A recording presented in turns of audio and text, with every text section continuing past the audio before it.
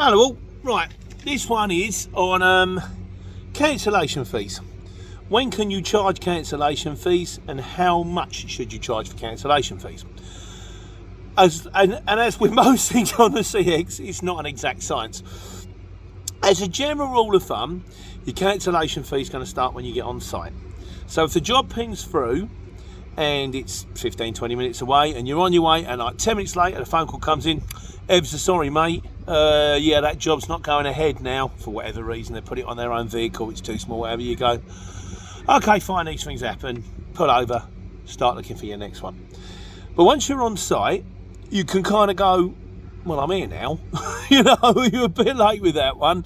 But that's not an exact rule of thumb, because say, for example, you pick the job up and it's an hour away and you're 55 minutes towards there or 3/4 an hour, and they ring up, oh, it's not a goer now. You can go, well, all right, but, you know, you booked me 3/4 an hour ago. I've clicked, you know, on my way to pick up. You can see me on the tracker. I've driven for 3/4 an hour. You're going to have to throw me a bone, particularly if it's taking you somewhere you don't want to be.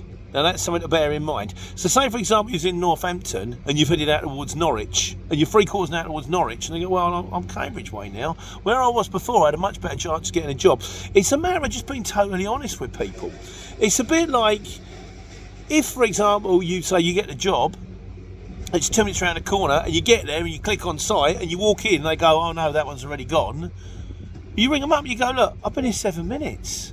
You know, I can't really, in good faith, kind of hit you with a cancellation fee. Give me a tenner. You know, just give me a drink. Give me something, you know, that kind of thing. And it also depends on the size of the vehicle you're on. So, well, obviously, the bigger the vehicle, the higher the cancellation fee. The cancellation fees tend to relate to your hourly rate normally.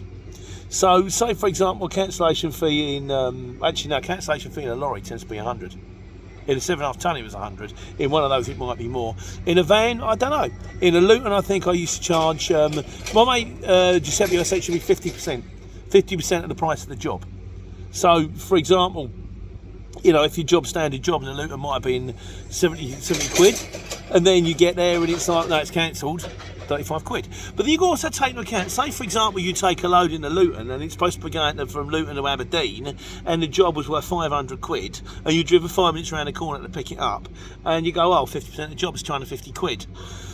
They're not going to want to pay that. But it ties up with two different things. One of it is kind of like how much are you put out, and secondly, how much are you down on loss of earnings? So you can go, well, look, okay, I've been put out a little bit. It's taking me half hour to get it. But the thing is, that job when you gave me, it was like 8:30 in the morning. And I see a load of other jobs have gone out the last hour, which I can't do now. Now it's 9:30. I've missed my window. You've got to look after me here, you know, kind of thing. How much to charge? Again, in a lorry, we tend to charge 100 quid. In a Luton, I can't remember. I think I used to charge basically half my rate, which was kind of about 30-40 quid. In a small van, maybe a score. But that was then, and this is now. And I know things have changed with vans recently, so not sure about that one. But the bottom line is, it's a negotiation. So, as a rule of thumb, you don't charge a cancellation fee until you're on site, and it should be 50% of the job. But there are so many other factors. How far have you travelled to site?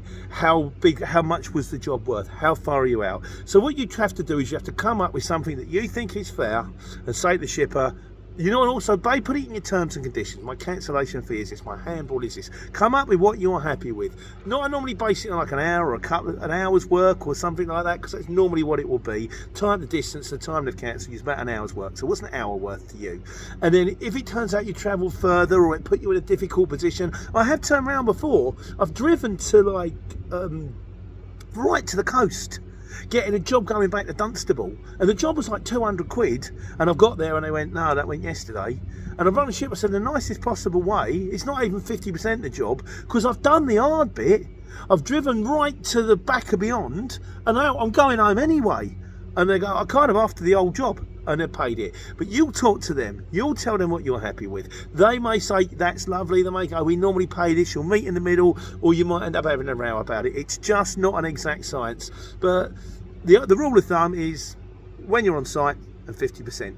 Or I'd say about an hour's work, but I'm sure you guys will have a lot more to say on it, which we'll put in the comments and we'll discuss in the Sunday Q&A. In the meantime, I'm getting loaded now. I've got there you go. A couple of bits. I had to stop the video because the phone call came in. A couple of bits magically appeared on the lorry, aka fork truck driver. Here he comes. I'm going to get that strapped. I'm going to take care and take money.